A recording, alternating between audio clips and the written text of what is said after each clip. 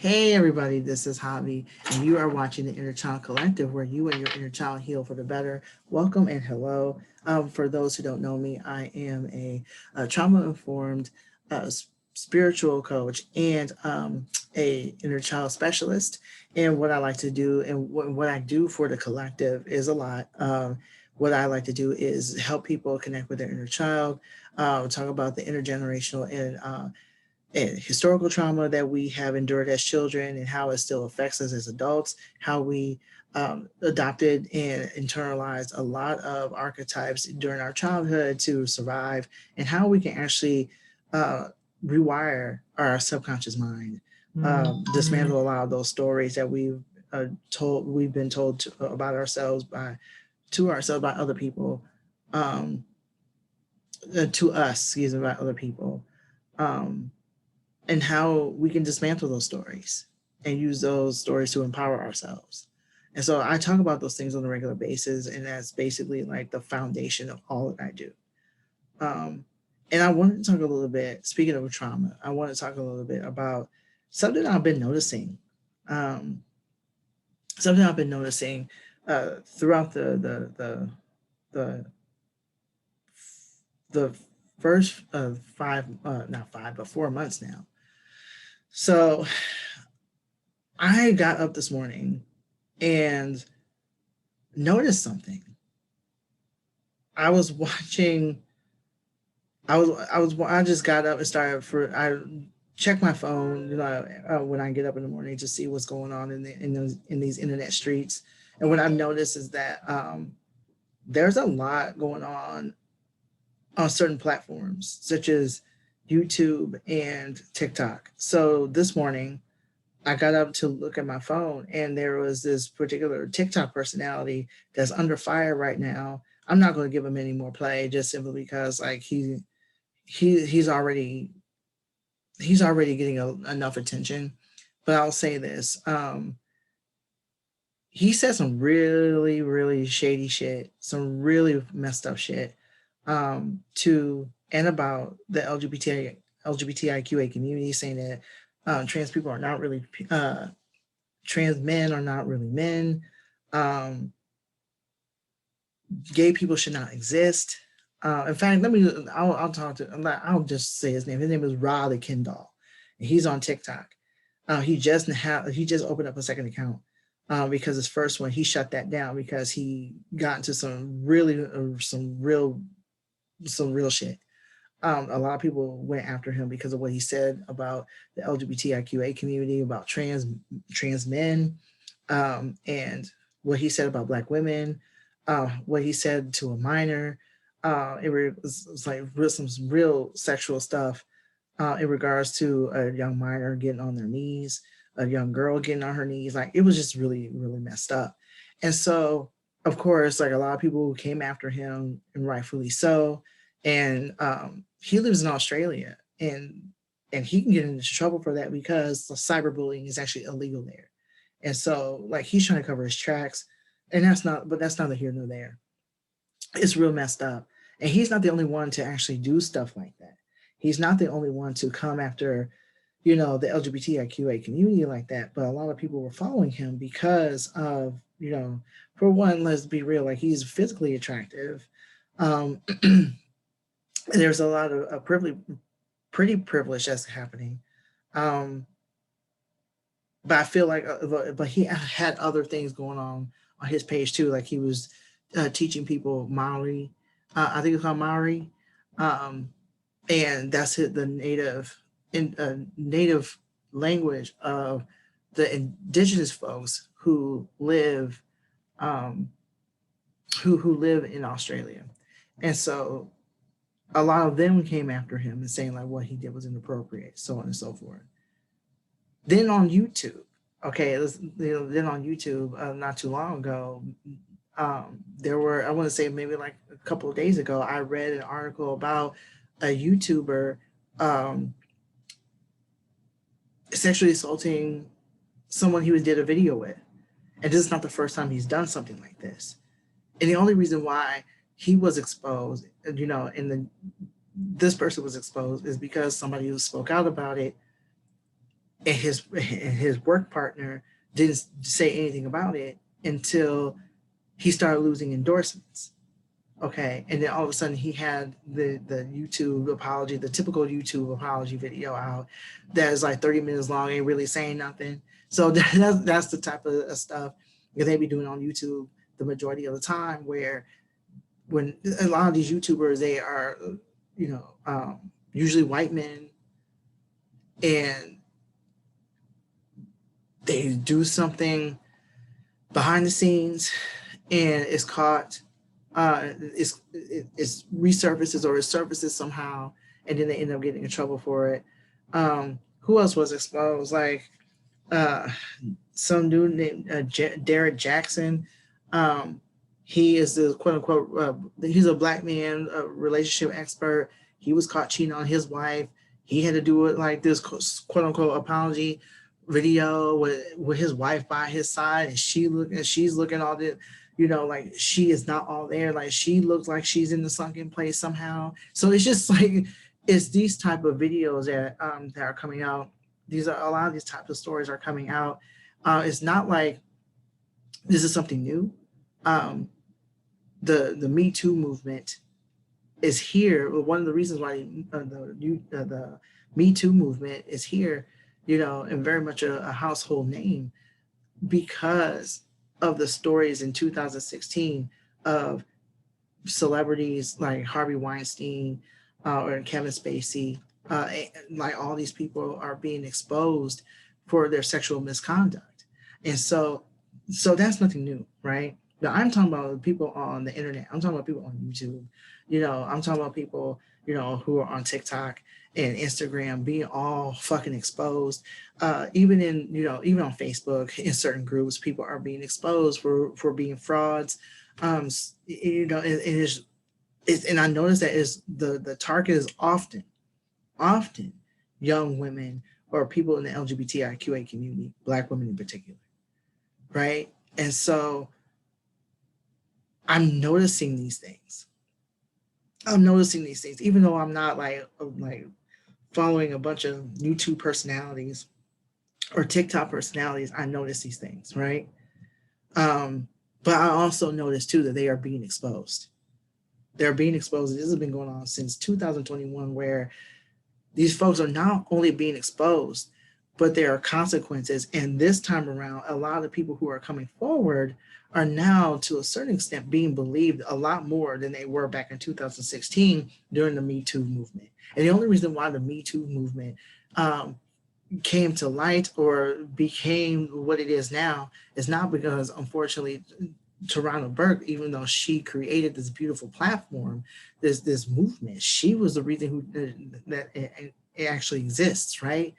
Um, but the reason why we already know about the YouTube movement, or not to you, but the Me Too movement, excuse me, is because white women got involved and white women were being hurt, right? And I noticed that this time around is the same thing. Um, Only this time there isn't a lot of pushback. There's more consequences now to these people who are being exposed. They are now losing sponsorships. They are now losing capital. They are now losing footing, and they're now being seen as perpetrators on the internet. And the reason why I'm seeing, this is very, I'm noticing, and the reason why it's on my radar now, and I feel like the Rod Kendall controversy, putting everything into perspective in regards to why this is all happening.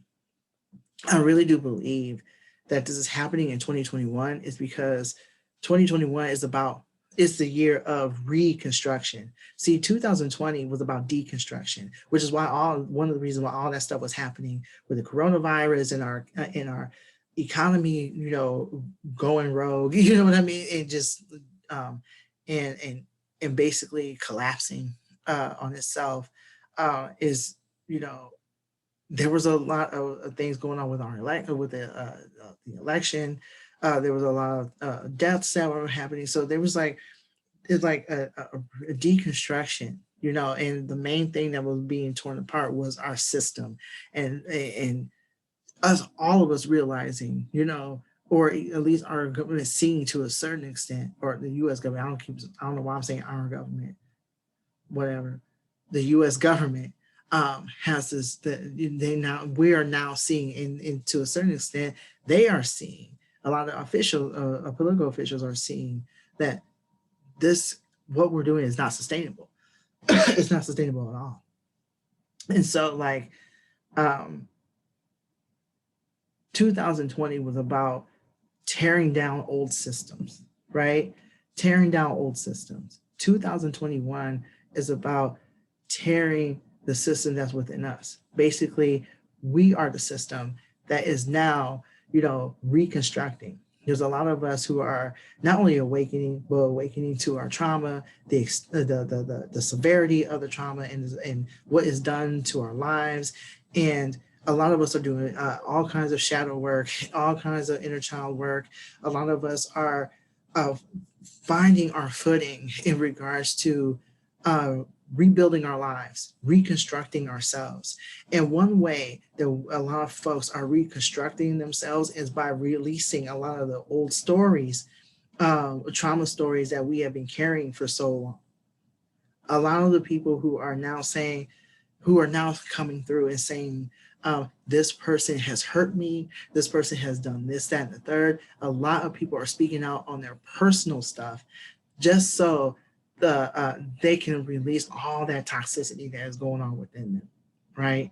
Because if you are a childhood trauma survivor, especially if you were one who was sexually abused, we are often told that no one is going to believe us.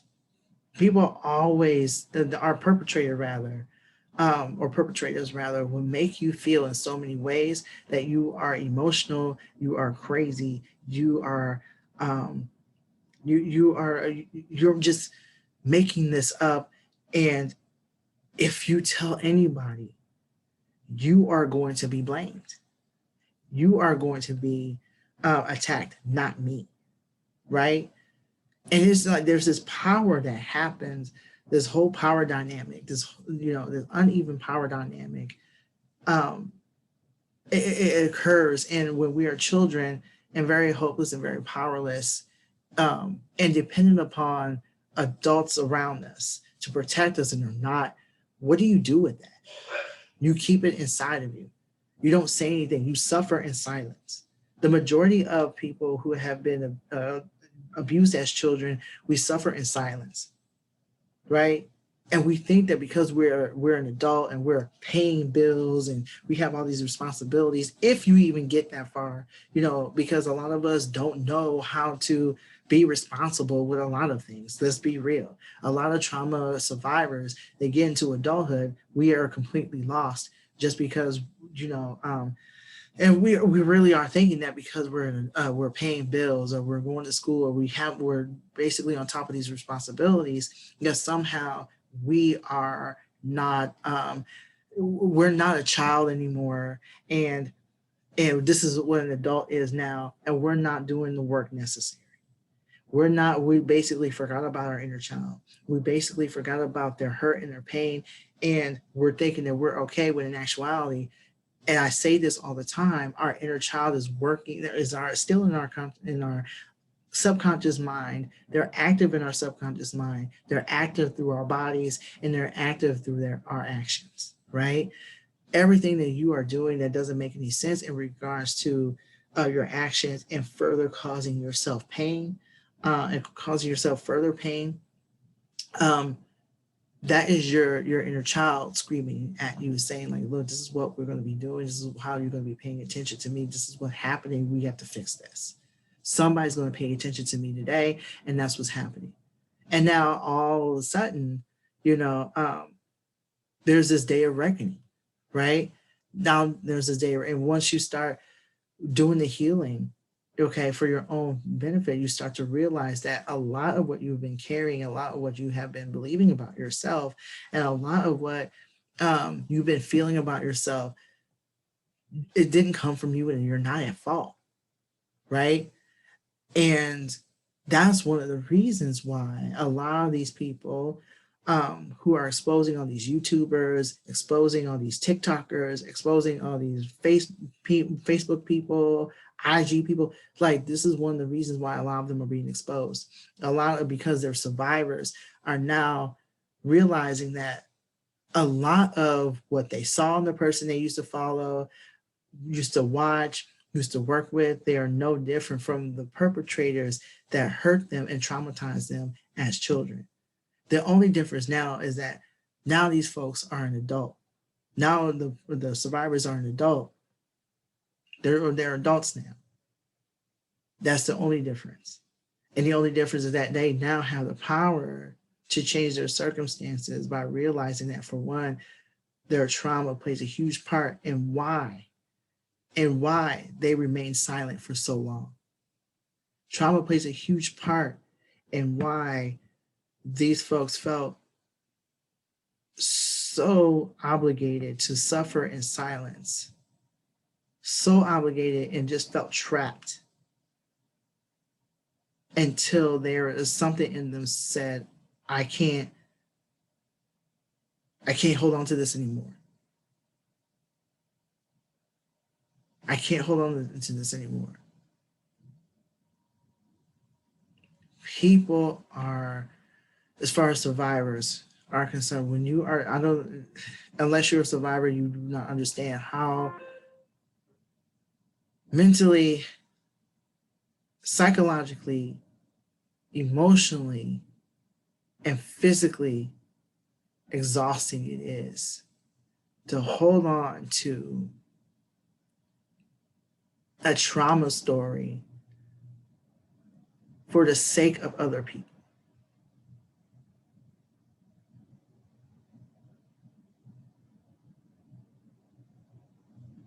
I'm going to say it one more time. I feel like people don't understand or realize how hard and how difficult and how painful, like physically painful it is to mentally, psychologically, emotionally, and physically,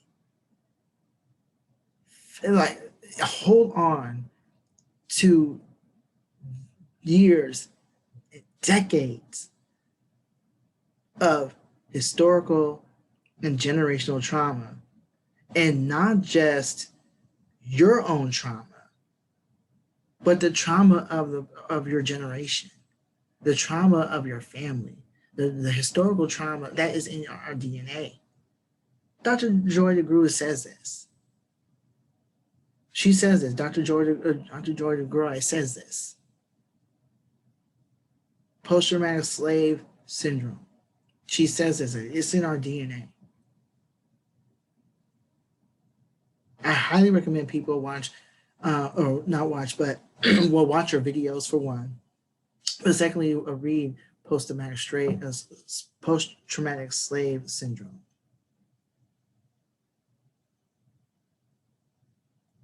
Trauma is in our DNA.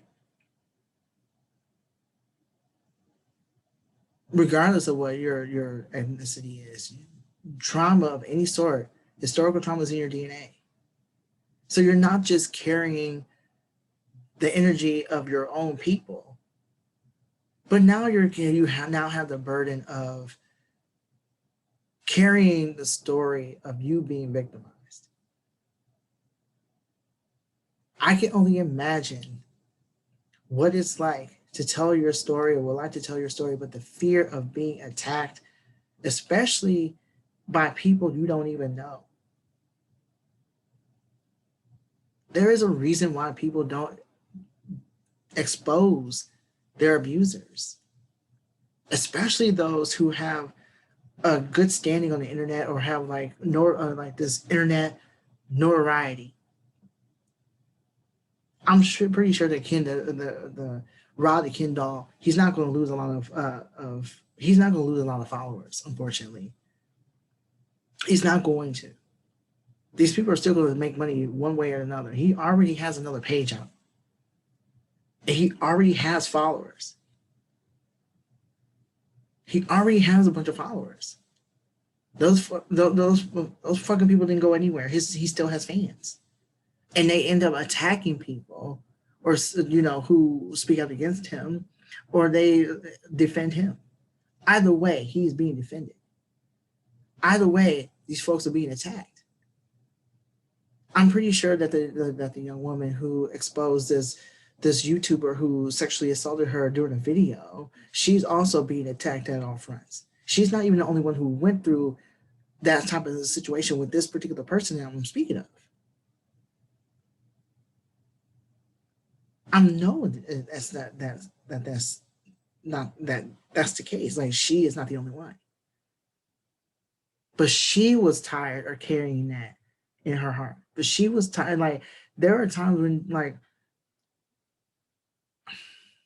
after a while you just can't give a shit anymore. After a while, it's either you or them. Because we are the childhood trauma survivors, or any sort of survivor who have gone through any sort of misconduct. We have to carry, it really is painful. It's physically painful. You literally cannot move forward. You cannot move forward, at least for the most part, unless you are doing your shadow work around your trauma. And I really do believe that these recent exposures, the disclosures, it's a testament to people not giving a fuck anymore. It's a testament to people putting themselves first. Survivors putting themselves first. By saying, I'm no longer suffering. I'm no longer going to cause myself harm. I want y'all to know, the trauma responses and the coping mechanisms that a lot of us turn to because we're suffering in silence. A lot of it, there are people who, become victimizers themselves. There are people who have depression, anxiety, PTSD.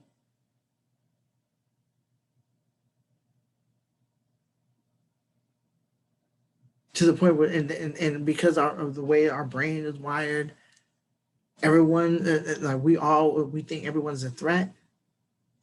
So we stay away from people. That's another coping mechanism. Or we run into danger to prove that we are strong. Some of us, suffer from eating disorders, drug abuse, substance abuse, sex addiction. A lot of us can't hold a job because the trauma is so severe. We can't even interact with other people. Or we can't concentrate on our job, or we can't concentrate or focus on the task at hand. We can't even get our lives together. Our brain, because we have so many intrusive thoughts.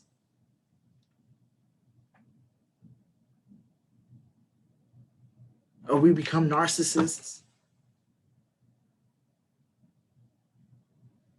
We become angry at other people. We really were walking around thinking as if we are that we are not worthy of love and greatness. A lot of us believe that we deserve what we've received because we were just so happy to be in that place, and where the crime happened. Or we think that we have something to do with, the perpetrator's behavior towards us. I can't even tell you how many times a lot of us, myself included, whether I was whether as an adult or a child,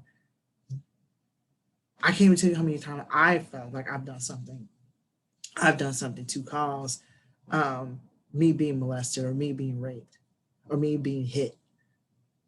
This is what the type of shit that we are dealing with and coping with. And I'm talking, and that is when you don't even know the severity of your trauma.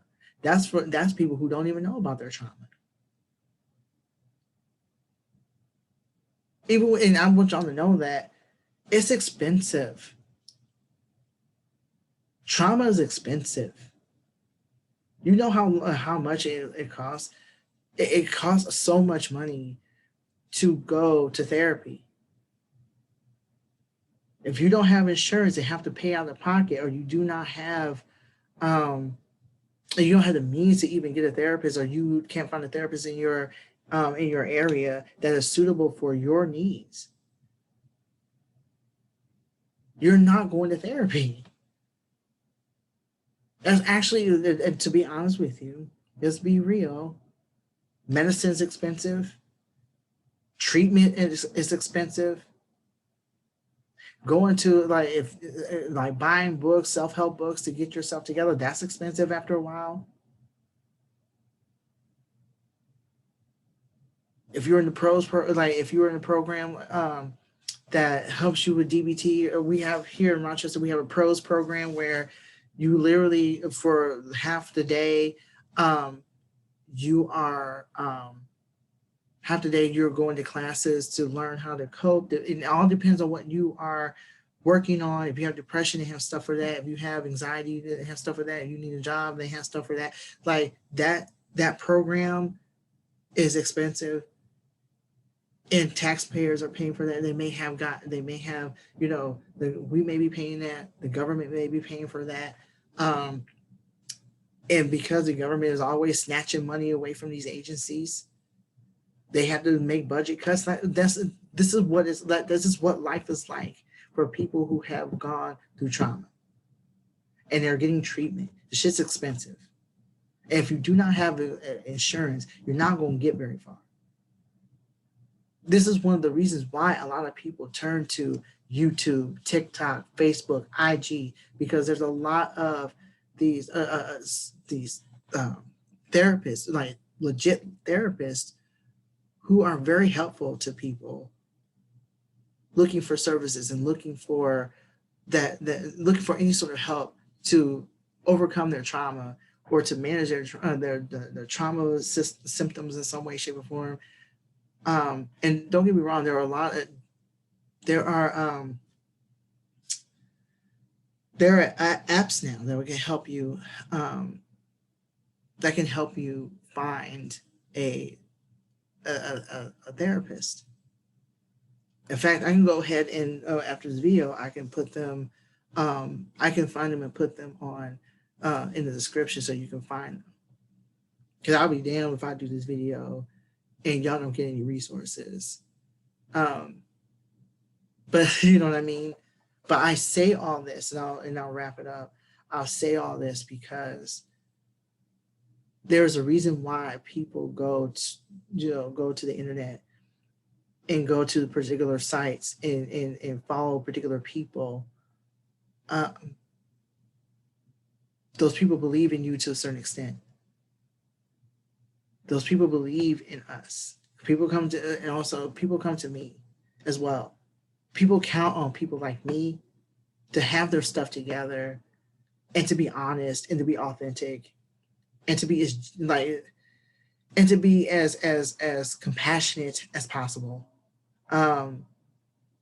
People count on us. People who cannot afford therapy, people who have not found the right therapist or the right person that will help them overcome their trauma.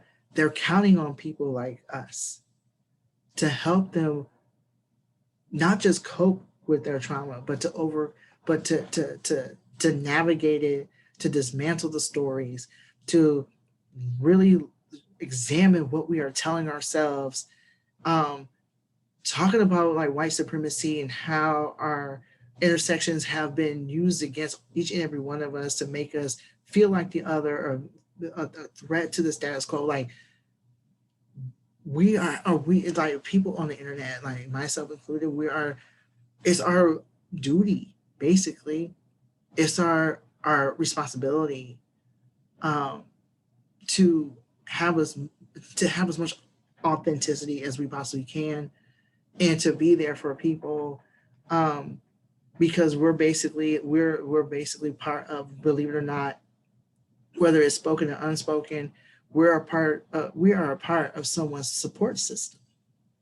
People who are creating content to help people understand trauma and understand how deep it can go. It's they're counting on us.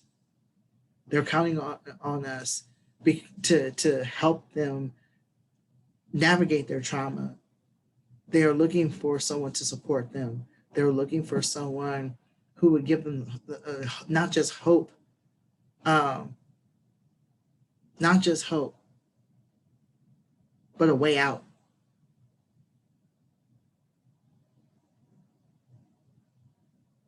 They're looking for any sort of information that tells them or reminds them of their power. That's why it's so important to be trauma informed. That's why it's so important to always be conscientious of the fact that we all have gone through trauma in some way, shape, or form. And the severity of that trauma depends on what that person has gone through and how they were able to navigate it and how it shaped them. We are to be aware of that. We just can't go willy-nilly out here. Because I'm going to be honest with you, I'll be damned if I be somebody's trauma story. I'll be damned if I be somebody that would devastate me if I was somebody's trauma story, because that's not what I'm here for. And so we have to, like, a lot of content creators and therapists and life coaches out here, spiritual coaches out here, we have people, we're holding other people's stories in our hands. We're holding their trust. They are giving us our trust. They're our trust, right? What am I talking about? They're giving, not just giving, but I feel like it's an honor. They're not giving us, it's an honor. They are sharing. They're not giving, they're sharing themselves with us. Those who are very, very, very adamant on, understanding trauma, understanding it from a childhood perspective, understanding why this is happening and how far it went. It's up to us to know as much as we possibly can. And it's up to us to be of service to people in a way that is affirming, that is trusting, and healing. No one should have to worry about being frauded out of money, like for real, being cheated. It's not, because at this point, it's not even about the money. It's about holding someone's story in your hand. It's about someone entrusting you with their story, with their energy, with their time. And these folks on the internet are playing. This is not okay. That someone can seriously get hurt out here. So I say all that because a lot in 2021, the circle back, 2021 is about people reconstructing their personal life, to the point of telling their story, and sharing their pain, sharing their suffering, but also sharing their bravery with us and with those who would listen. And this is their way. To me, this is self-compassion. This is self-compassion. This is a form of self-care. This is radical self-love right here. When you have enough spoons and you support yourself enough, when you feel that you are enough, and that you are enough to the point of not suffering for someone else, and you start exposing people for who they are, regardless of how they treat everyone else,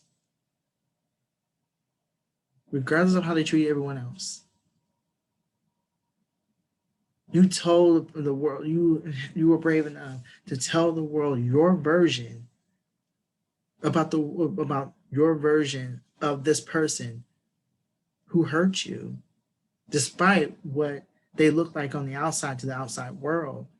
That is radical self-love right there, because you're putting so much at risk so you will be at peace. That's how it is to be a survivor. That's what it's like to be a survivor. You are putting yourself first and not caring about what other people are saying, not what other people are doing, what other people are thinking, because by the end of the day, it's about your well-being. And in so many ways, you have the mentality of fuck everybody else. You carry yourself different when you feel, when you no longer feel obligated to protect those who hurt you.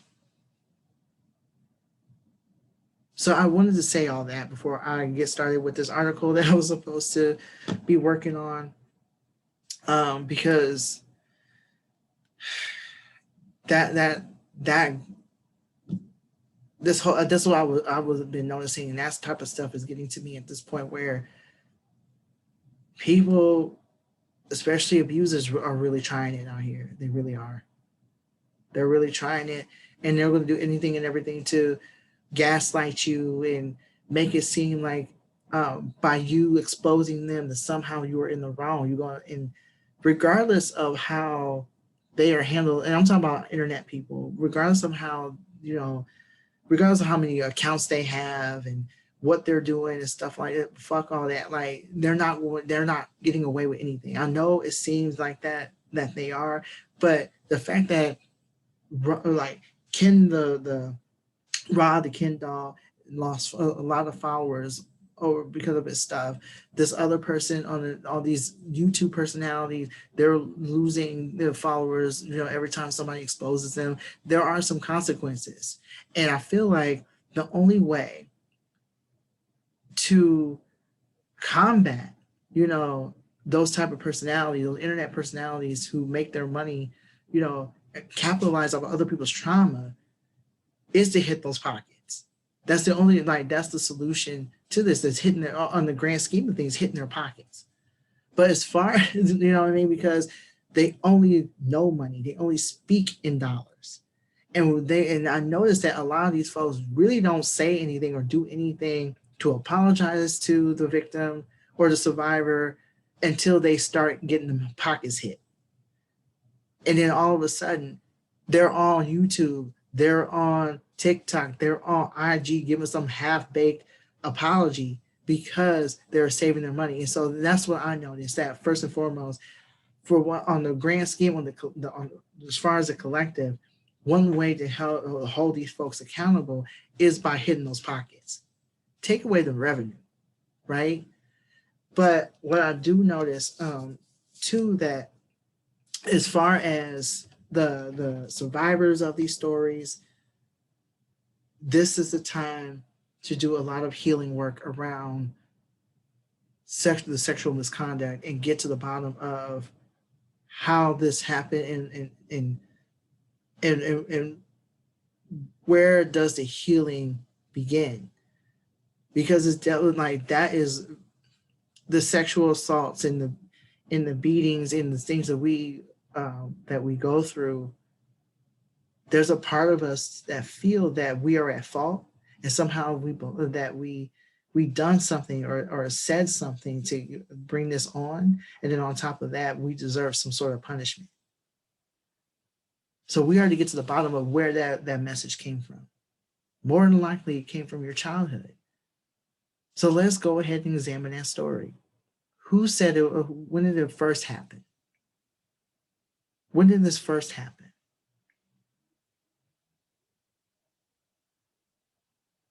Who hurt you in this manner? Who would be or what caused you harm? What story did you tell yourself? What message did you receive when that happened about yourself when that happened? How does it affect your adulthood and your relationships with people now?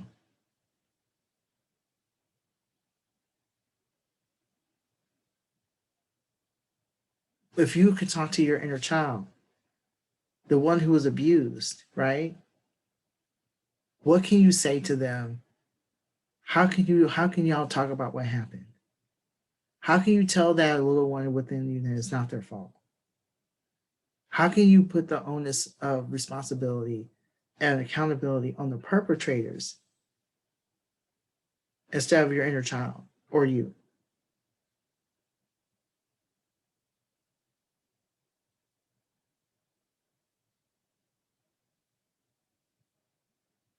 We start asking ourselves when we start asking ourselves these questions, we stop blaming ourselves. We stop thinking that we have done something to start this, that somehow we've done something to create this really fucked up narrative in regards to us being hurt, and we deserve it somehow. I want to say us, or we're just I want to say us so bad, but we have to talk about these things in order to heal. We have to talk about the system and how it continuously fails survivors of abuse. We have to talk about YouTube celebrities and TikTok celebrities and why we follow these folks. Who do they remind us of? What part of us craves and gravitates towards someone who will cause us harm? Knowingly, and not just causes gravitates, but knowingly cause harm, and regardless of them being called out. Because sometimes that happens too. We know that somebody's shady and we fuck with them anyway. We rather brush away and push away the red flags, because that's what we usually do as a defense mechanism. We don't want to realize that we made that mistake again, and that's something that we're going to have to talk about. In fact, I would like to do another video about this, how we push away the red flags because we don't trust our instincts. And the reason why we don't trust our instincts is because as children, we were told that our instincts don't matter. We've been gaslit so long. We've been gaslit for so long that we don't even trust our fucking instincts anymore.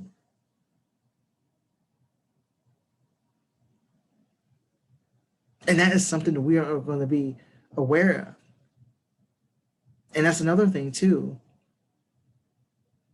We're not here to just dismantle white supremacist ideologies about ourselves and our intersections. Because by the end of the day, that's what Rod Kendall did. He used our intersections, or used the intersections of the LGBTIQA community to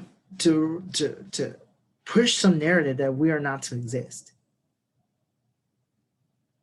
That's a weaponization of our intersections, that he knows nothing about. It has nothing to do with him, supposedly. But that's not, like I said, that's not here and there. This video will be long if y'all keep messing with me. I don't know how long this video is, but I will end with this. I'm here for the reconstruction, the personal reconstruction. I'm not just talking about societal reconstruction. I'm talking about the personal reconstruction. And the most powerful component of that is exposing our perpetrators, exposing them for the frauds that they are, exposing them for the abusers that they are. And people are doing that because they are cleaning house. They are seeing, and that's just another way for them to see their own divinity. Exposure, of abuse is and putting yourself first. That is you putting your divinity first. Of saying that, look, I am connected to myself to the point where I am ready to tell my story now, because I deserve happiness and I deserve to feel and experience my own personal, spiritual, and even sexual or physical power. People are stepping up and I'm here for it. So that's all I have to say about that particular topic. If you resonate with this video in every way, shape, or form, by all means, let me know. Leave me a comment, or you can DM me, email me at theinnerchildcollective@gmail.com. I will also be putting down some of the information in the descriptions as far as, how like different sorts of therapy apps and stuff like that, where you can find a therapist. So I'll be putting that in the descriptions. Also, if you are on social media, please follow the Inner Child Collective on IG, TikTok, Facebook, here on YouTube. Please click and subscribe to the channel so you'll never miss another video. And yeah, like I think I'll say Instagram.